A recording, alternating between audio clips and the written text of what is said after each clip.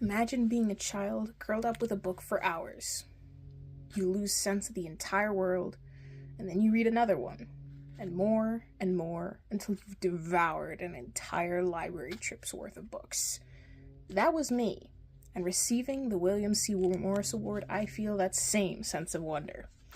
This award represents my growth as a writer, as well as the love and support from my family that helped to get me here.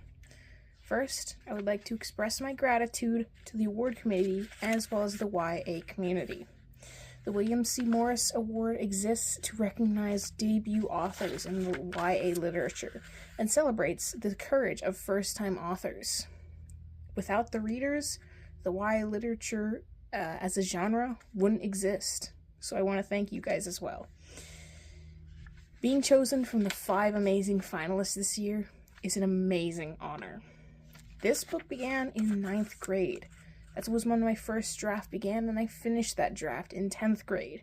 In my freshman year of college, I began writing the second draft.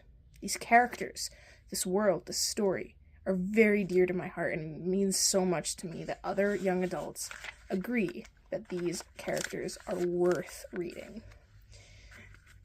Excuse me, I would also like to thank my fellow finalists. It's amazing to have such worthy competition, and I congratulate you on being a finalist in this award.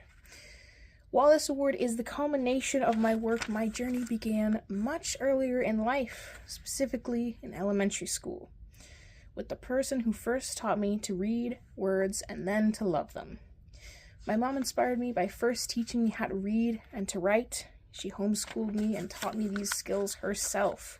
She took me to the library often, which we lived very close to. She supported my voracious reading, not only with the library trips, but by asking me about the books, the content, the characters, the stories, and showing an interest in my hobby. She also has supported my writing for years. In elementary school, she made me rewrite essays so that way I could have better spelling, although I would continue to spell with WHITH for years. With my first creative writing project, she was the one who reminded me that my words mattered. And in high school, when I began the first draft of this story, she allowed me to explain the complicated plot threads and even read chapters from the book. And even if she didn't always understand the complicated, tangled web of things that I was talking about, she always listened. My love of writing stemmed from my love of reading, which she encouraged. But of course, writing isn't always just about the inspiration. It's about the growth, which sometimes comes from voices who don't even realize how much their words matter. My first draft had weak character development. 3 of the 4 narrators went on a big journey, but their actual insides, their growth, wasn't that spectacular. This was a bit of a humbling realization, but it was a necessary one. I thought about rewriting it, but it seemed like too much work. I would just spice up the chapters, and yeah, it would be good. But a comment from my twin reminded me that writing is not a task that I must complete as in something that I don't want to do. It is an art form that I genuinely love. And she reminded me that sometimes cutting things away from a story and starting afresh can lead to better conclusions. She reminded me to focus on the most interesting characters with the most capacity for change, and this was a great idea and led to the version of the novel that we have today. I narrowed my narrators from 4 to 2, and my writing increased in quality.